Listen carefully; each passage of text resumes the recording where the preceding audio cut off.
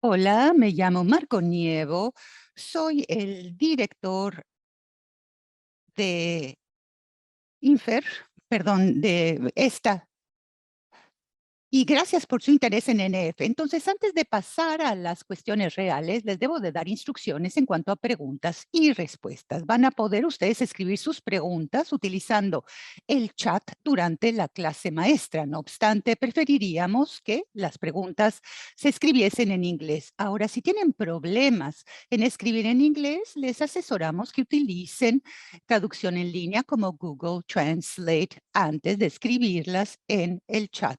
De no ser posible, por favor, escríbanlo en su propio idioma y trataremos de traducirlo tan bien como se pueda en inglés. Entonces disfruten de su clase maestra. Buenos días, me llamo Shruti Garg y André Reitman. Estamos presentando el siguiente episodio de las reuniones INFER y esta tiene que ver con cognición y comportamiento. Shruti Garg es psiquiatra para menores y adolescentes en Manchester, en la Gran Bretaña. Yo voy a comenzar esta presentación. Soy André Reitman, soy neuropsicólogo del Centro Médico de Erasmus en Rotterdam, los Países Bajos. Aquí hablaremos de los conflictos de interés. En realidad no tenemos ningún conflicto de interés. Y si sencillamente teclean en su buscador neurofibromatosis tipo 1 sin nada adicional, esto es lo que encuentran. Y una de las cosas que resalta es que la mayoría de las preocupaciones son los síntomas físicos y somáticos de NF1. Y por supuesto, el diagnóstico se basa en criterios físicos, especialmente en menores. Los problemas de aprendizaje y conductuales son los más prominentes y frecuentes. Cuando hablaremos de los problemas de aprendizaje, reconocimiento y conducta. Lo primero que diremos y hablaremos es un paciente fuera de la clínica, es decir, en Rotterdam. El historial nos dice que tiene un diagnóstico de NF1 cuando tenía 18 meses de edad. Y en su niñez, desde los 6 años de edad, pasó de escuelas regulares a escuelas especiales. En la primaria, tanto el diagnóstico del trastorno de hiperactividad, de déficit de atención o trastorno del espectro autista se llevó a cabo. Llegó a los 14 años con sus padres y sus padres ya habían batallado con los problemas, pero habían tenido éxito y por supuesto les quitó mucha atención a los demás hermanos. Y los problemas más prominentes para el menor fue el dolor crónico, la fatiga, que le hacía imposible el poder ir a la escuela regular o trabajar. En la actualidad trabaja 3 horas al día y después de eso la mayor parte de los días está exhausto. Entonces comenzamos con su ayuda psicológica, es decir, una evaluación psicológica, y encontramos que su inteligencia seguía siendo promedio. Había problemas, varios problemas, es decir, funciones ejecutivas, había problemas para comenzar con las tareas cotidianas, le llevaba mucho tiempo el despertarse y comenzar. Planear las cosas eran un problema, cambiar de tareas también, y la ayuda psicológica era de apoyar a los padres en manejar sus problemas conductuales y los problemas organizativos, y también con la organización de los sistemas de apoyo a su alrededor. Por lo tanto, conjuntamente con la escuela, encontramos un lugar apropiado después de que terminaba la escuela, y a los 19 años de edad sus padres encontraron un lugar en donde podía vivir con ayuda cotidiana. Por lo tanto, en realidad no está viviendo ni trabajando independientemente, pero le va bastante bien a nivel salud en la actualidad. Pero como sucede con los menores, es importante la evaluación cognitiva para entender estos problemas como la fatiga, también la frustración y cómo comienza el día de manera muy lenta, y ayudar a los padres y a los menores en cómo manejar esta situación. Pasemos a la siguiente diapositiva. Aquí tenemos un panorama de todos los problemas cognitivos y de conducta. y los veremos, claro, en NF1. Entonces, en la parte superior verán ustedes que tienen un coeficiente de inteligencia menor en cuanto al grupo, pero el CI o coeficiente intelectual de ahora en adelante resulta ser un grupo heterogéneo como en la población normal. Así que también las personas a mano izquierda que tienen problemas intelectuales o discapacidades, más bien vemos 2 veces más cantidad de estas personas con problemas en la población general o también normales o con una inteligencia mayor. Y por supuesto, también hemos encontrado problemas cognitivos de los cuales hablaremos más adelante. En segundo lugar, el problema más prevaleciente en la parte inferior es el TDAH, la prevalencia es de 10 veces más con NF1, que también nos habla de NF1 como un problema cognitivo. En los adultos también vemos una prevalencia que se incrementa en cuanto a problemas internos, la ansiedad, por ejemplo, la ansiedad en la sociedad, un comportamiento tipo depresivo y en algunos estudios han tratado de cometer suicidio. Y en un estudio distimia, es decir, es un problema conductual a lo largo del tiempo y es uno de los diagnósticos más frecuentes en 1 de cada 5 pacientes. Y finalmente, la mayor parte de la investigación tiene que ver con el trastorno de espectro de autista y se ha llevado a cabo con menores. Y aquí vemos 10 veces más la prevalencia del autismo con NF1. Y todo esto tiene un gran impacto en la calidad de vida.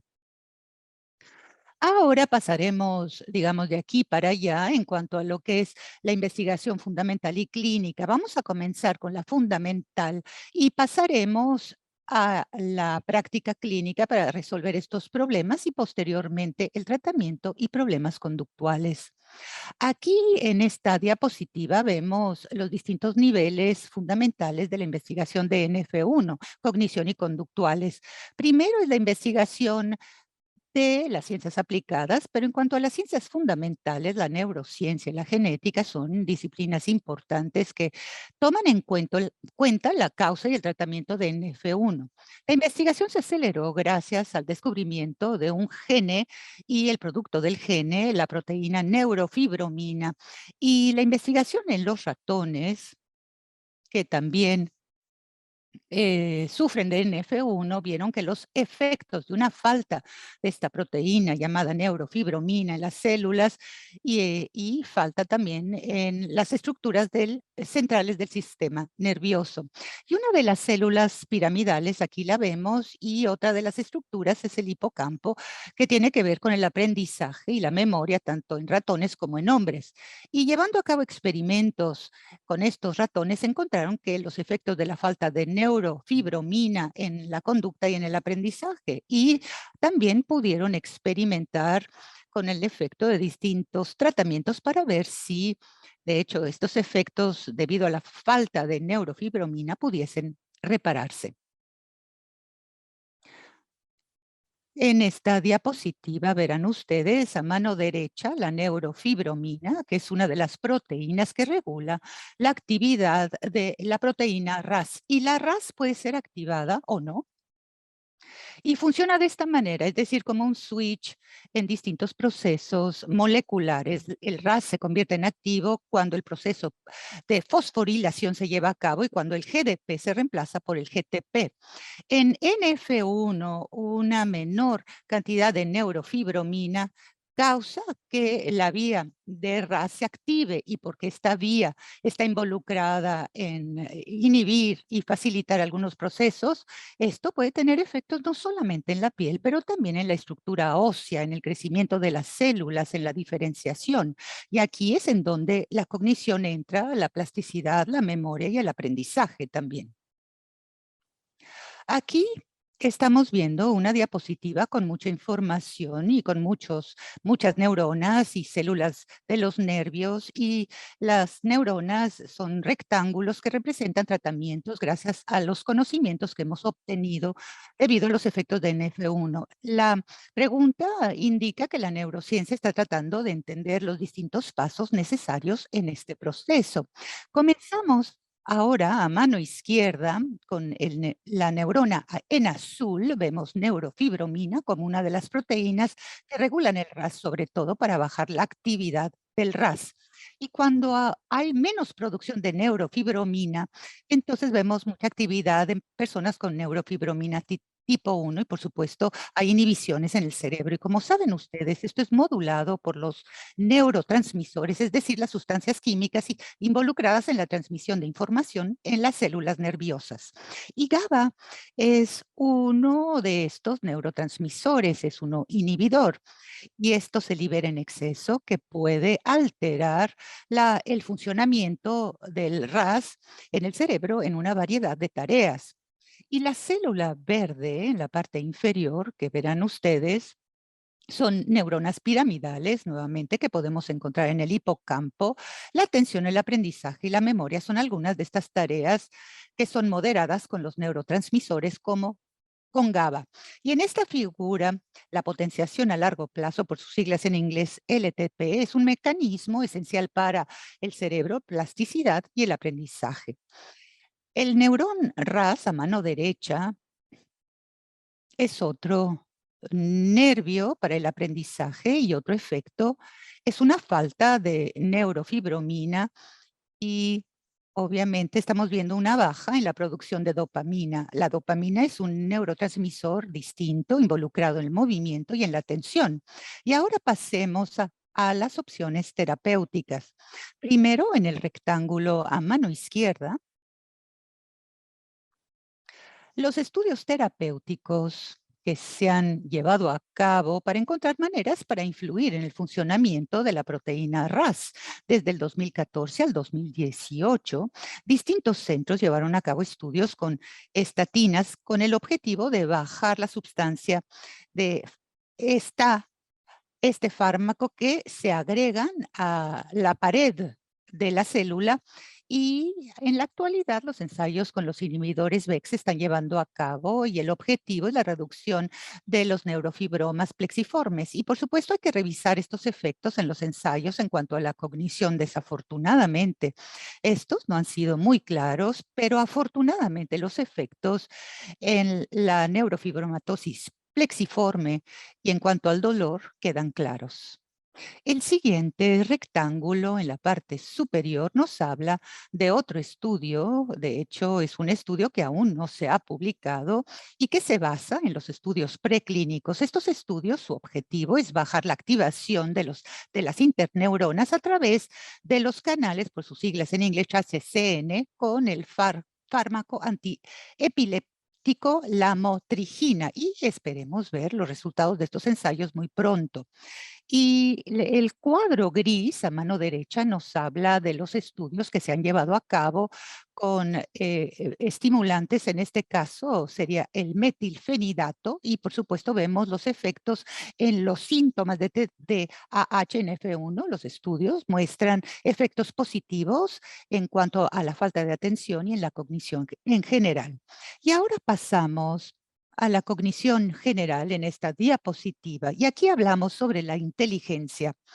¿Hay verdaderamente una medición global en cuanto al desempeño cognitivo en general? Y lo primero, en un grupo muy grande de 500 menores con NF1, en cuanto a la variabilidad de la inteligencia, no es distinto en NF1. Por lo tanto, todavía hay una gran variación entre los 6 promedio más bajos. Y como saben ustedes, la media de una prueba de coeficiente intelectual es de 100, por lo tanto la población, la media de la población es una desviación del 15, por lo tanto el rango promedio de la inteligencia pasa de 85 a 115 en la población general, pero en NF1 el promedio del grupo es de 87 y no hubo una gran diferencia entre las tareas verbales y la labor o el desempeño que fueron relativamente parecidos. Un estudio de David Goodman encuentra un vínculo entre la falta del genotipo y del fenotipo cognitivo, pero nuestros estudios no pudieron confirmar la relación entre el genotipo y el fenotipo cognitivo. La única relación que encontramos fue para aquellas personas con una microdeleción que tuvieron un puntaje de una desviación adicional extra, que tuvieron un IC de aproximadamente 73. Porque cooperamos con otros 2 centros, pudimos también obtener información sobre los gemelos monocigóticos y en los puntajes de los 6. Y los 6 de estas personas estaban sumamente correlacionados, inclusive más elevados que en la población general, que puede demostrar un efecto en la inteligencia, muy fuerte a nivel genético. Ahora, para ser más específicos en cuanto a los problemas cognitivos en NF1, aquí pueden ustedes ver 3 grupos que son sumamente frecuentes y muy a menudo existen problemas prevalecientes en cuanto a los problemas cognitivos con NF1, y en la parte superior encontrarán la misma imagen que Shruti mostró en su presentación. A mano izquierda ven el modelo, es decir, que los menores necesitan copiar. Es una figura muy compleja. Y cuando los menores con NF1, bueno, sufren. Es difícil, tienen una desviación estándar en promedio en cuanto a estas tareas espaciales visuales, pero si tienen que utilizar la memoria después de 20, 30 minutos, el puntaje son 2 desviaciones estándar por debajo del promedio, que indican que tienen dificultades, pero también la memorización de este tipo de información es aún más difícil con menores con NF1. Algo más de que deseo hablar en cuanto a las funciones ejecutivas y el papel muy frecuente. Estamos hablando de un mayor problema en cuanto a funciones cognitivas, inhibición, trabajo, memoria, flexibilidad y planeación, como fue en el caso que les mostré al inicio. Ahora, recientemente hemos leído investigación en cuanto a problemas motores en NF1 y todos estos aparecen ser inclusive más prevalecientes que el TDAH con NF1. Inclusive, probablemente tengamos que considerar el diagnóstico de los problemas de coordinación en NF1. Y ahora todos estos problemas juntos, probablemente con otros predictores, resultan, digamos, en un amplio rango de déficit de aprendizaje. No podemos decir que tengan más problemas de lectura o aritméticos porque todos son más prevalecientes en NF1. Un estudio dijo que hasta más de la mitad de los menores tenían problemas de lectura en menores con NF1, que verdaderamente estamos hablando de una gran cantidad y requirió de nuestra atención. Y también revisando el desempeño de los menores en los Países Bajos, pudimos averiguar que solamente el 15% de los menores no recibieron ayuda o una educación especial. Y esto nos deja de un 40-80% de los menores no tuvieron ningún tipo de déficit de aprendizaje. Ahora, en el papel frecuente aquí deseo hablar de TDAH, sobre todo vemos estas presentaciones en donde hay una falta de atención, pero lo especial en NF1 es que la prevalencia en niños y niñas prácticamente es igual, mientras que en la población general encontramos que los niños son 3 veces más propensos a TDAH que las niñas, y la fatiga es prevaleciente también, y posiblemente más en adolescentes y en adultos que en pequeños, en niños o niñas. Y esto no solamente es un problema físico con NF1, pero también es un problema con el cerebro porque se requiere muchísima energía que se consume por parte del cerebro. Ahora cambiemos a la última diapositiva sobre estos problemas cognitivos para mí, que tiene que ver con el procesamiento de la información. Y aquí probablemente van a encontrar los mismos problemas de los cuales he hablado. En este diagrama podemos ver el proceso de información de izquierda a derecho. Por lo tanto, veamos a mano izquierda, no encontrarán muchos problemas sensoriales, tampoco muchos problemas visuales, como por ejemplo en NF1, y menos cuando existe el glioma la vía ocular. Pero cuando pasamos a mano derecha en cuanto al aprendizaje y el efecto del aprendizaje y la acción, encontramos más problemas con el F1. Por ejemplo, los problemas de aprendizaje, vemos problemas de atención, espaciales, de desempeño, las acciones y por supuesto vemos problemas del lenguaje, del habla y todos estos problemas juntos resultan en estos problemas mayores que hemos mencionado, como por ejemplo el dormir, la fatiga, problemas académicos, emocionales y sociales, y síndromes como TDAH, ASD y otros. Y ahora le daremos la palabra a Shruti Garg, que nos hablará de la siguiente diapositiva. Muy bien, gracias, André. Yo voy a estar hablando ante todo sobre la cognición y la neuroimagenología. Hay un esfuerzo internacionalmente en cuanto a las comunidades de investigación y los clínicos tratar de entender este fenotipo en NF1.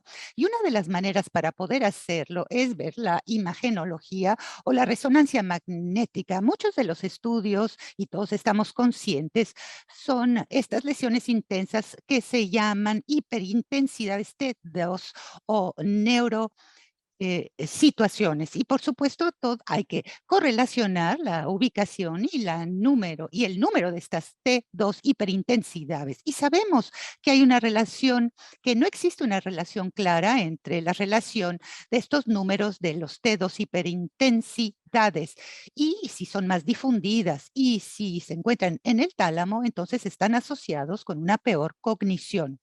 A lo largo del desarrollo, ¿existe alguna indicación que estas hiperintensidades T2 se reducen también en número, pero no nos queda claro si esta mejoría en estas hiperintensidades T2 están asociadas con cognición?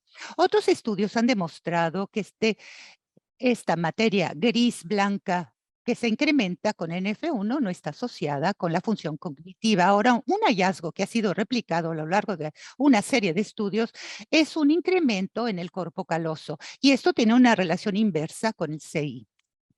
Más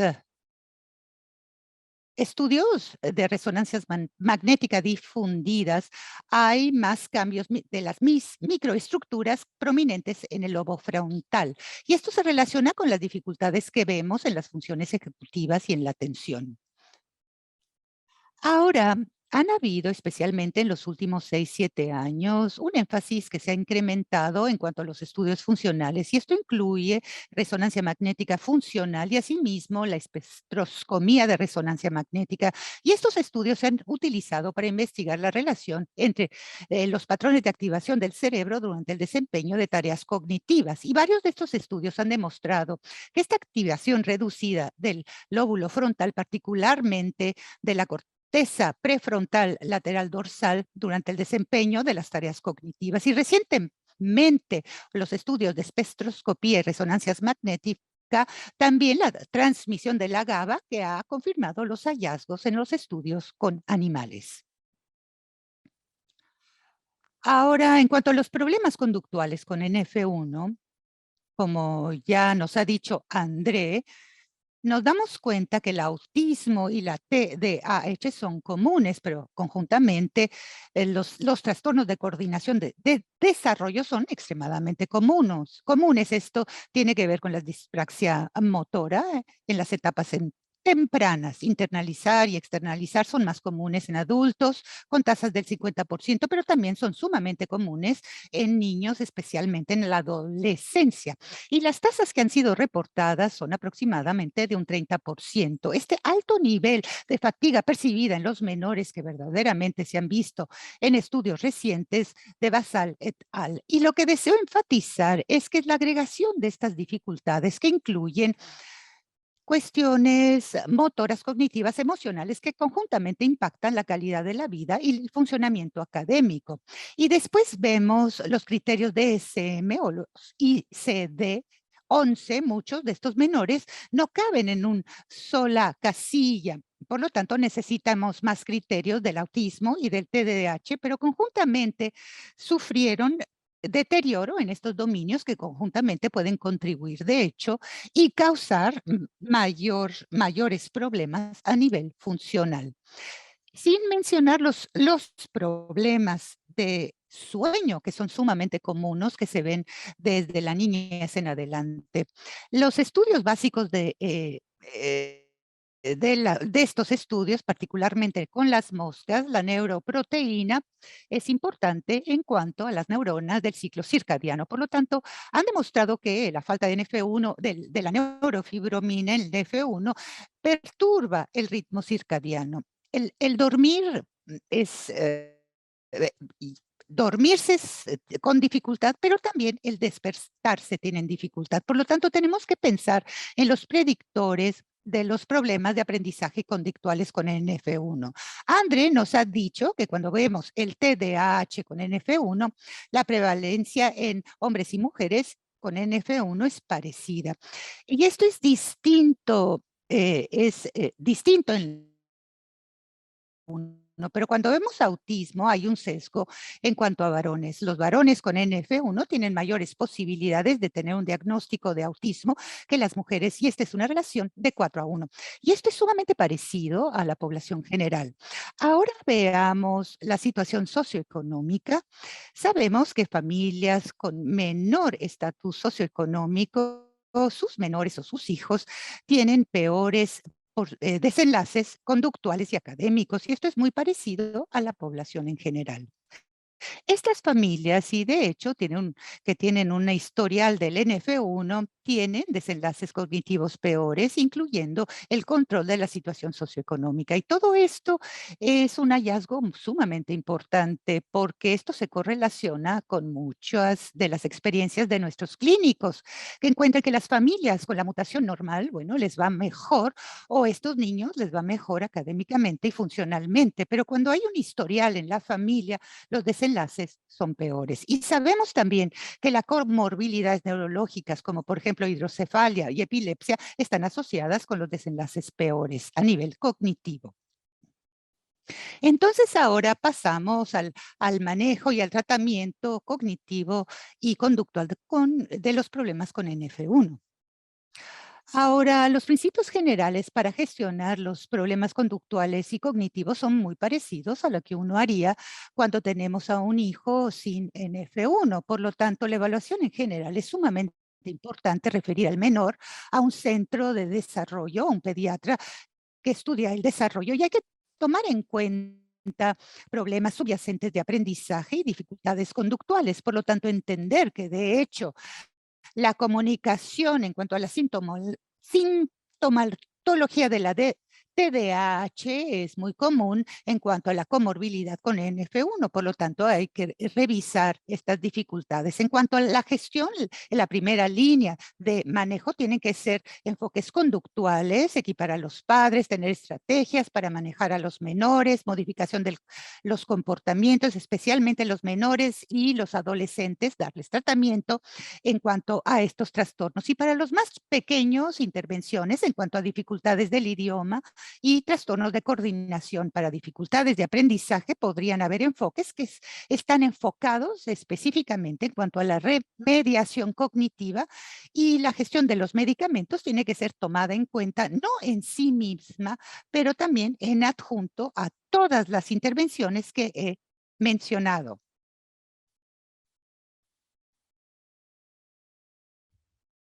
Luego hay otras terapias como terapia ocupacional, logopedia, física, etcétera, que puede ser añadida a la educación especial o en el colegio.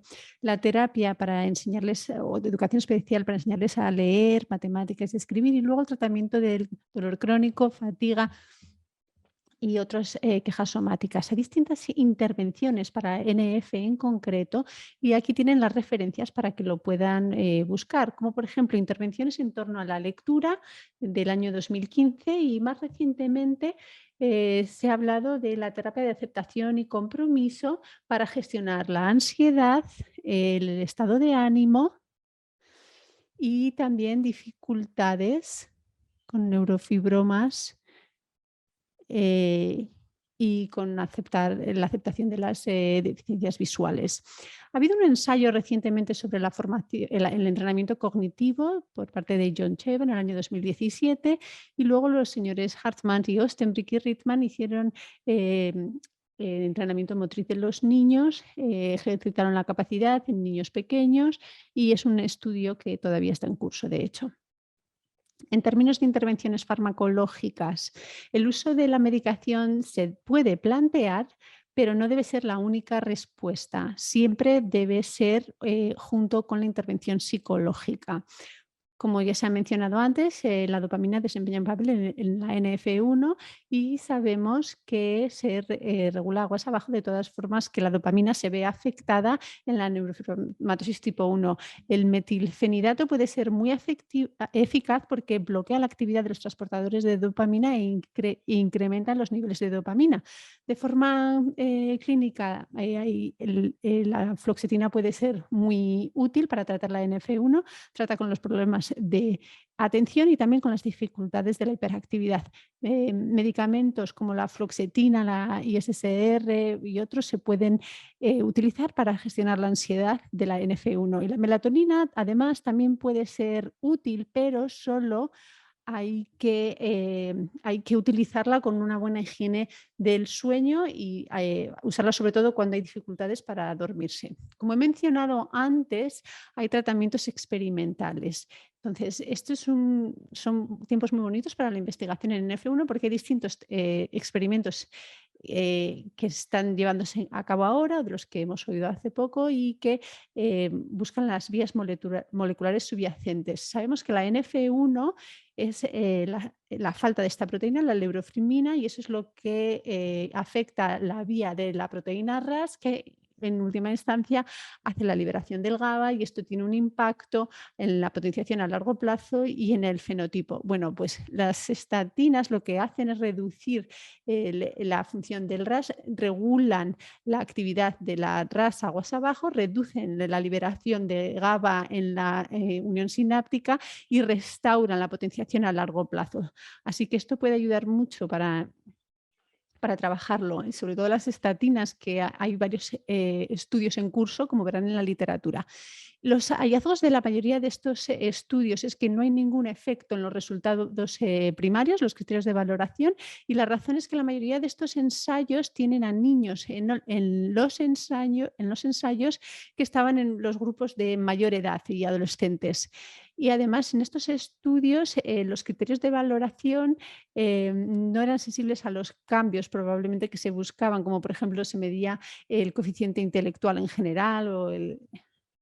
Entonces, aparte de este estudio de Stivarosi et alia de Manchester, donde los niños tienen, la edad de los niños es a partir de 4 años, aunque es un estudio muy pequeño, y donde se ha visto que las estatinas están asociadas con algunos cambios neurológicos, con marcadores neurológicos, la mayoría de los estudios han informado de resultados negativos en torno a los criterios de valoración. Luego hay un estudio sobre el metilfenidato. La mayoría de los estudios mencionan que hay un buen impacto en los resultados de TDAH. Este último estudio se ha llevado a cabo en los Países Bajos, pero todavía no está publicado. Es el ensayo Excel.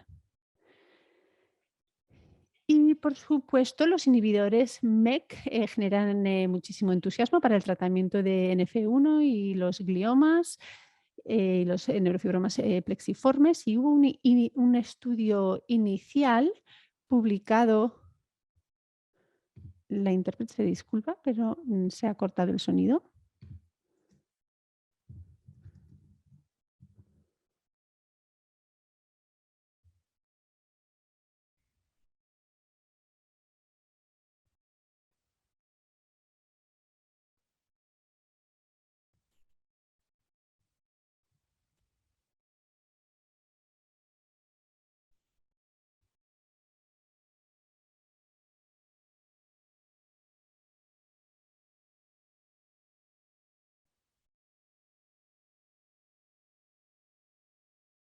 Bien, estamos en directo. Hola a todos y gracias por unirse a esta sesión. Aquí tenemos a Andrei Sruti, a quienes querría darles la bienvenida. Tenemos varias preguntas que han entrado a través del chat.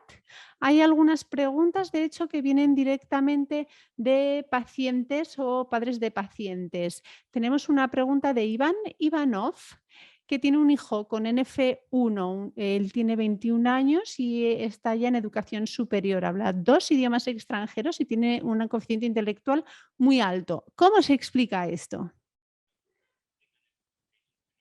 Esto es algo que la mayoría de los pacientes no ven.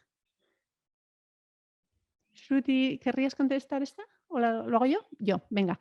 Pues como he comentado cuando hablábamos del tema de la inteligencia, solemos ver que la puntuación en un grupo muy amplio de niños y adolescentes es muy dispareja. Hay niños que puntúan muy bajo y otros que puntúan muy alto. Hay mucha dispersión y sí que es verdad, conozco estudiantes universitarios que tienen NF1 y vemos la misma varianza que veríamos en la población normal.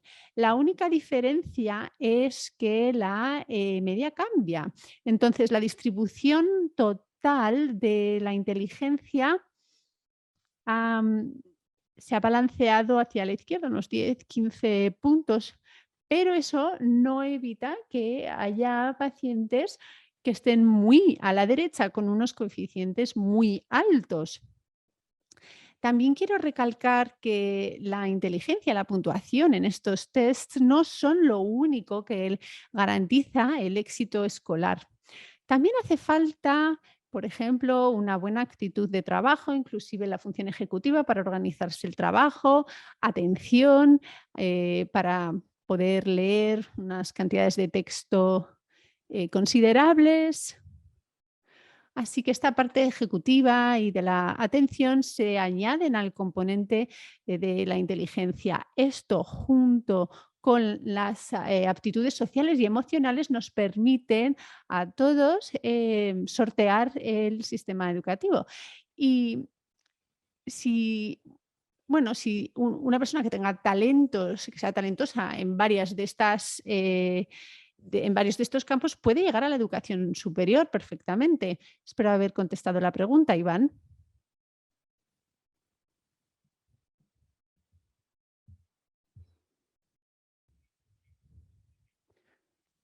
Dice que es un caso nuevo para ellos, que no tienen más casos en la familia, ha sido una mutación espontánea. Bueno, yo no sé si eso supone una diferencia o no.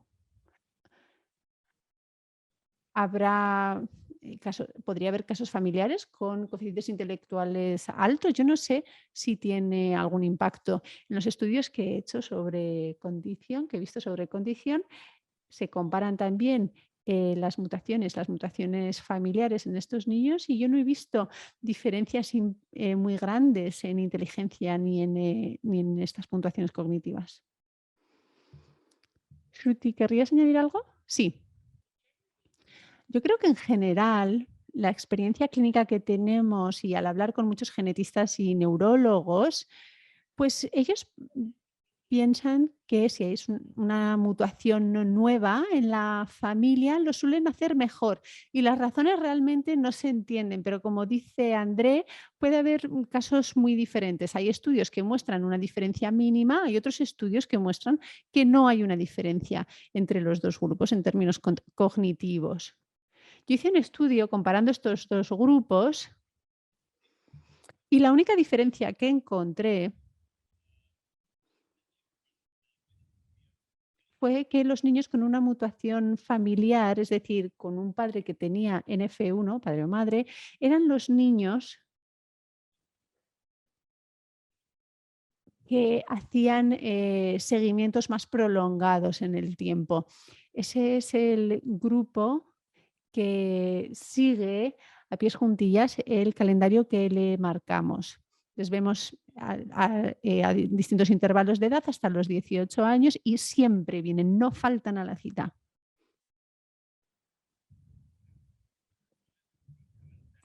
Iván comenta que de repente su hijo parecía que no tenía nada y que apareció con NF1 con 19 años, así que un caso bastante tardío. Hay varias preguntas, comentarios y peticiones, bueno, les piden su opinión desde, por ejemplo, el padre de una niña de 11 años que tiene la mutación Y489C con NF1, no tiene tumores hasta la fecha, pero sí que tiene TDAH y se le va a hacer una prueba este mes para ver si tiene trastorno del autismo. Está tomando Vivance y Straterra para tratar el trastorno de déficit de atención y hiperactividad. Y querría saber su opinión sobre, o su punto de vista sobre el hecho de que esta niña tiene muchísima ansiedad cuando vuelve de la escuela, está siempre enfadada, quejosa, necesita atención de un adulto constantemente, está absolutamente adicta al iPad, que por un lado le calma, pero eh, por otro lado es un problema para la familia porque les cuesta mucho luego quitárselo y querría saber su opinión al respecto. Lo que está comentando no es nada incomún, es bastante frecuente, lo oímos siempre en la clínica nosotros. La ansiedad es una parte fundamental del autismo. No digo que esta niña tenga autismo, pero es parte mm, de esto. Y vemos que muchos niños con NF1 tienen esta inmadurez también. Esto se debe a que no están familiarizados con lo que va a pasar después, eso les cuesta mucho. Y luego, los 11 años es un punto de transición clave de primaria a secundaria y desde luego en mi experiencia es una época muy complicada para los niños, es un salto de gigante de primaria a secundaria. Entonces, las relaciones con los amigos y bueno, el trabajo es muy complejo, así que suele ser un tiempo, una época complicada para los niños. Además, bueno, sí que se suele oír que los niños llegan a casa, están quejosos y son muy exigentes con nosotros. Parece que, bueno, explotan cuando llegan a casa, ¿no? Es lo que les oigo a los padres. Hay cosas que igual les han molestado, importunado durante el día y por la noche es cuando explotan y sale todo. Es muy difícil ofrecer una opinión, pero lo que sí diré es que necesita una evaluación completa y necesita el entendimiento y la empatía de los padres, los profesores, de todo el mundo en el entorno del niño de la niña, y hacen falta intervenciones también para ayudarla. Yo quisiera añadir que tiene suerte, porque sus padres vienen a este tipo de reuniones, eso para empezar. Y segundo, porque sus padres son muy conscientes de los distintos problemas que tiene la niña, así que son padres que están pendientes y que quieren ver qué está pasando. La ansiedad es un problema que preocupa mucho a los padres. Las noticias buenas son que el tratamiento de la ansiedad es algo que se puede hacer bastante fácil. Claro que depende del origen de la ansiedad. Cuando el origen es el autismo, el tratamiento es diferente a cuando estamos hablando de ansiedad a secas. Algo que me ha llamado la atención cuando han mencionado que llega a casa quejándose mucho desde la escuela, bueno, pues cuando son personas con una inteligencia verbal muy avanzada, pueden utilizar términos complicados y hacer frases largas. Damos excesiva importancia a las aptitudes de los niños y muchas veces les pedimos demasiado.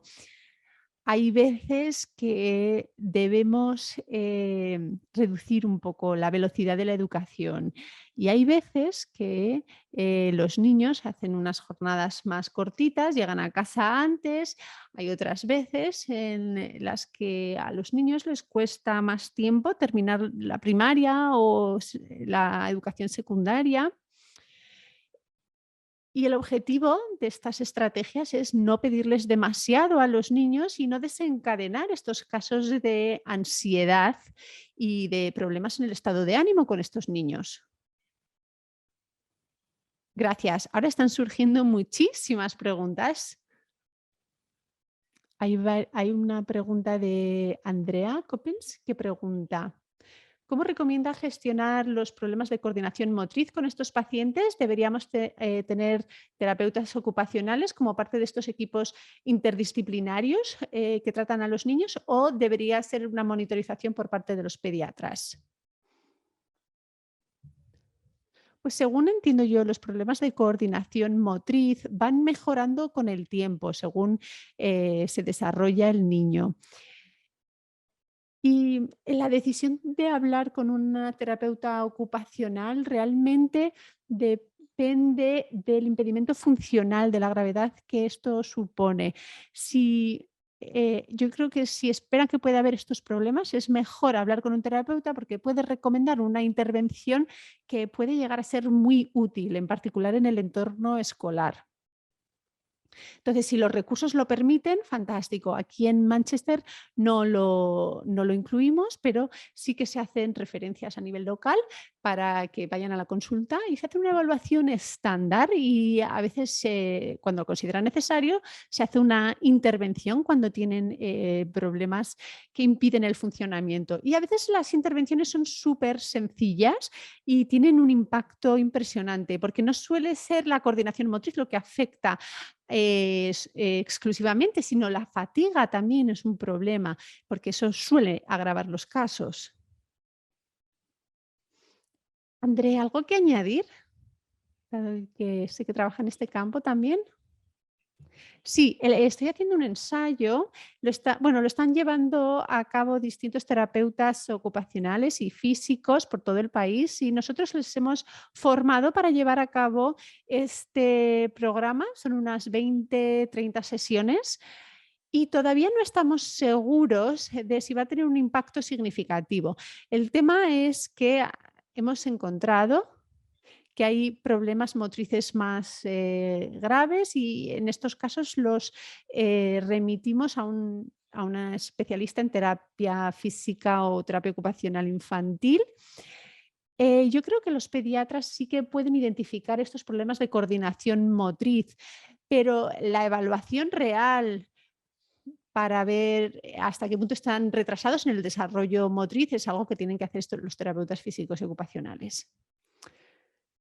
El primer comentario que yo hago cuando llega un niño a mi consulta es ver cómo suben por las escaleras. Es lo primero que miro, ver si van subiendo un pie tras otro o si caminan raro.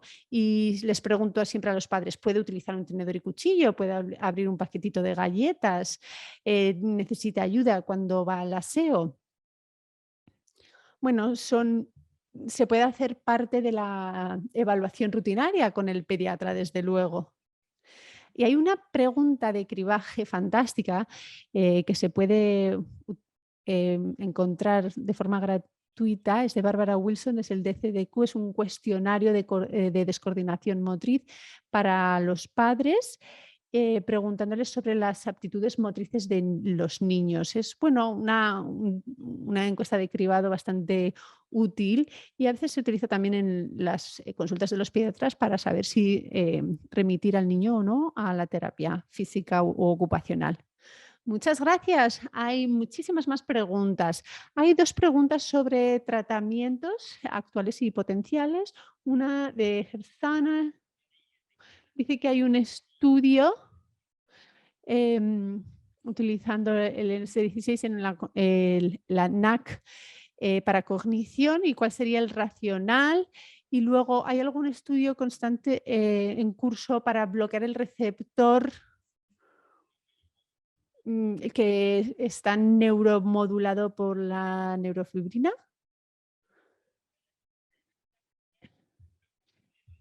La primera, ¿puede repetir, por favor? Sí, el NAC16. No soy consciente de que se está haciendo ningún ensayo con este antioxidante y no sé qué impacto tiene en la NF1. El segundo has dicho que está relacionado con la serotonina. Sí, tampoco conozco ningún estudio, diré. Pero creo que he leído un estudio hace poco del grupo Gatman em, que decía, que hablaba sobre este tema, pero no lo conozco en detalle, no puedo comentar. Otra pregunta de Sara Brevia. Parece que la investigación clínica reciente sobre déficits cognitivos y NF1 se centran en la estimulación directa transcraneal, tanto como medida de resultado en los ensayos clínicos y también como tratamiento. ¿Nos podría hablar más sobre esto y cómo TMS está relacionada con los déficits cognitivos de NF1? Desafortunadamente, la última línea de diapositiva de la presentación tenía información sobre esto, pero no se ha llegado a ver. La estimulación transmagnética se está utilizando como una medición del resultado en Erasmus, de hecho, en Países Bajos, y hay varios estudios al respecto. Esta estimulación transcraneal magnética es una bobina magnética grande que se pone en ciertas partes de la cabeza, se aplica una corriente y de tal forma se ve qué impacto tiene en la región del cerebro estimulada y se mide el potencial. Hasta la fecha no se está utilizando como tratamiento, sino más bien como medición para ver si la medicación del ensayo está siendo eficaz o no.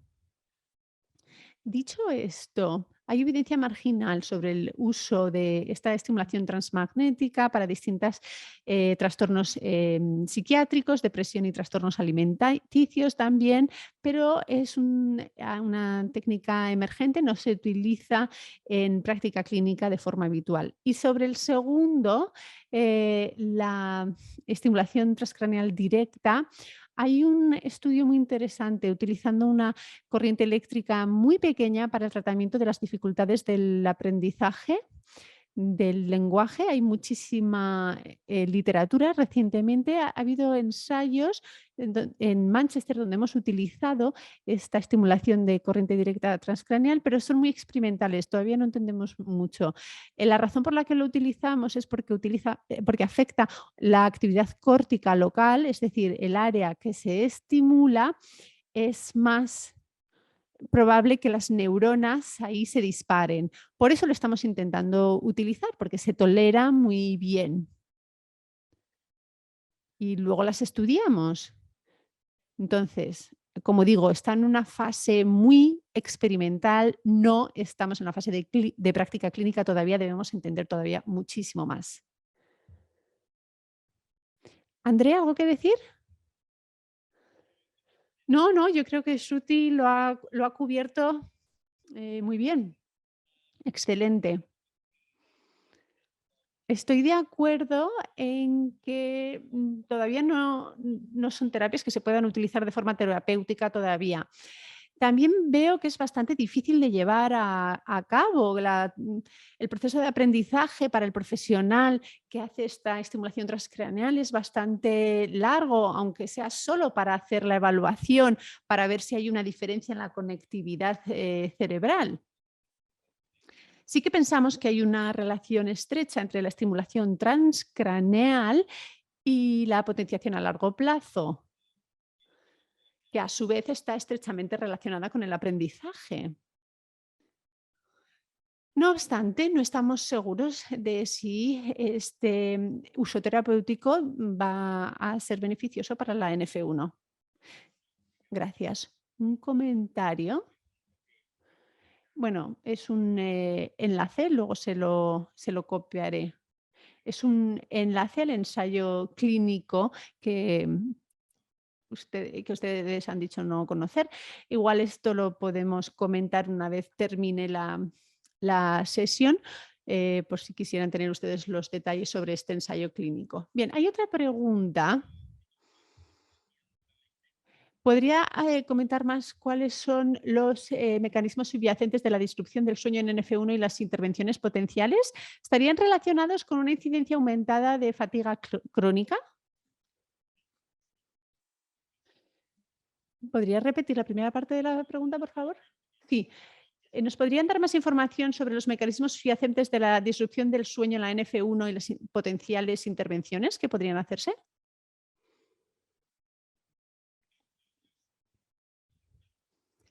¿Lo contesto? Bueno, Tú tienes la diapositiva sobre el sueño, pero yo puedo comentarlo brevemente. En el estudio que hicimos sobre adolescentes y adultos jóvenes con NF1, nos mostró que la disrupción del sueño era muy común, pero que había unas causas muy variadas, sobre todo con los adolescentes y jóvenes adultos. Había una varianza importante en los tiempos.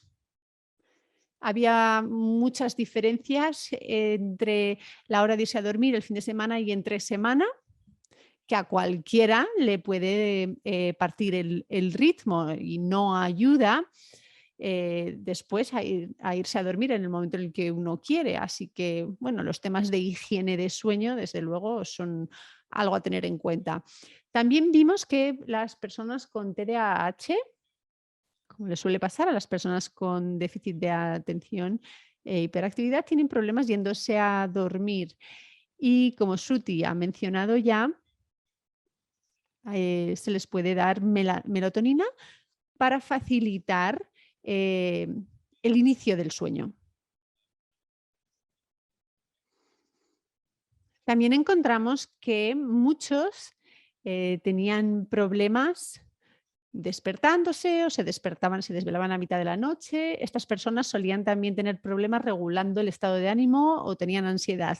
Así que es una gama muy amplia y hace falta una evaluación muy estricta para encontrar cuál ha podido ser la causa de la disrupción del sueño. Incluso en algunos síntomas donde se ha investigado y se ve que hay un vínculo biológico que motiva estos problemas del sueño. Incluso en estos casos, la higiene del sueño es lo primero que se recomienda y suele ser muy eficaz, aunque haya una causa biológica importante que provoque estos problemas del sueño.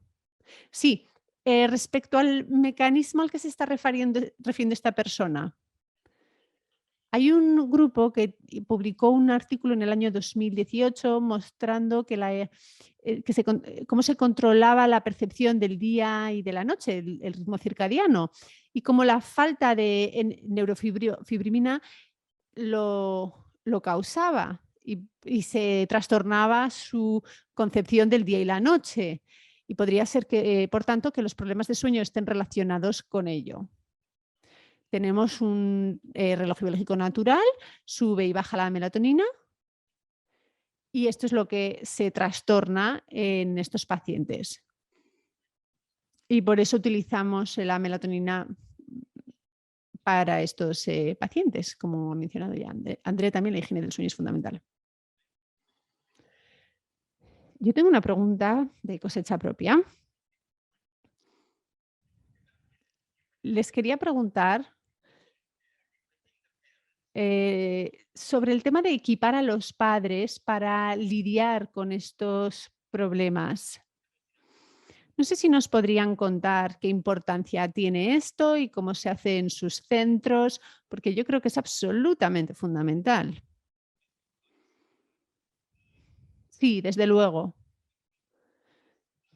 Bueno, pues ahora mismo no tenemos un programa estándar, aunque sí que estamos planteándonoslo, un programa para ayudar a padres con niños con NF1. Lo que sí hacemos es trabajar con parejas. Sobre todo si son niños pequeños, hablamos con los padres, no con el paciente. Y cuando ya llegan a la edad de 7, 8, 9 años, el niño suele unirse a parte de las sesiones de la terapia. Utilizamos distintos tipos de técnicas. Por ejemplo, la terapia de aceptación, la terapia cognitivo-conductual, distintos elementos para lidiar con los problemas a los que nos vamos encontrando. Porque hay, bueno, pues distintas cuestiones que se pueden solventar con estas técnicas, ofreciendo pautas a los padres. Luego, todo depende del tipo de pregunta que tengan los padres también. A veces tenemos sesiones de pautas genéricas para los padres, hacemos una o dos sesiones de educación psicológica, así las llamamos, pero después de estas sesiones las preguntas suelen ser muy concretas y diferentes de un niño a otro. Con un niño, por ejemplo, el comportamiento puede ser muy complicado, hiperactivo, y con otro niño estamos hablando de problemas de aprendizaje y, y no tener que ejercer como como profesor de refuerzo en casa o no. Entonces son preguntas muy variadas y la mayoría de las veces, después de un par de sesiones generales sobre psicoeducación, ofrecemos las sesiones individualizadas para los padres. O sea que es un programa personalizado, no es estándar. CTF tiene unas hojas muy interesantes de ayuda y les animo a los padres a ponerse en contacto con las ONGs en sus países que lleven a cabo esta función y que miren, por favor, los recursos que ofrecen y que hablen con los médicos a los que consultan normalmente, porque hay veces que las dificultades asociadas con la NF1, sobre todo los problemas de neurodesarrollo, no se suelen reconocer claramente. No se atribuyen estos problemas a la NF1, y no se tratan y reconocen debidamente. Por eso yo siempre les pido a los padres que respalden lo que están diciendo con conocimiento y literatura actual y que lo utilicen y que sean muy activos y que se pongan en contacto con los centros que puedan ayudarles. Eh, en Reino Unido, desde luego, hay enfermeras de NF1. Luego también hay ONGs centradas en F1 y son los que mejor pueden respaldar y apoyar a los padres. Gracias. Sé que nos queda muy poquito tiempo, pero tenemos una pregunta de Sara Brevia que quizás podamos incluir antes de cerrar. Pregunta si hay una correlación entre problemas a la hora de irse a dormir, los gliomas ópticos, así como los déficits cognitivos y OPGs. Yo desconozco que haya un vínculo entre ambos. Shruti, ¿en tu opinión? No, yo desconozco que lo haya, pero no sé si nadie lo ha investigado científicamente, se ha investigado la relación que puede haber entre el glioma y los problemas de sueño. No sé cuál sería la hipótesis. Y desde luego, cuando hablamos del glioma de la vía óptica, no sé si nadie lo ha estudiado en términos de aspectos cognitivos. No hemos visto, desde luego, relación alguna entre los gliomas y los aspectos cognitivos. Sé que el grupo de Ruttman sí que mostró diferencias en el glioma entre hombres y mujeres, pero no creo que estaba relacionado con la cognición en absoluto, según recuerdo. No, yo tampoco. Bueno, pues muchas gracias a ambos por esta sesión tan dinámica y gracias también al público por sus preguntas. Esta sesión se ha grabado y estará disponible en nuestro canal de YouTube en cuanto sea posible, de tal forma que si quieren echarle un vistazo, recibirán un correo electrónico informándoles de cuándo está disponible en el canal de YouTube. La siguiente sesión es el día 15 de abril, un tema completamente diferente. Y espero que se vuelvan a conectar la mayoría de ustedes. Y muchas gracias a todos por haberse unido hoy. Muchas gracias.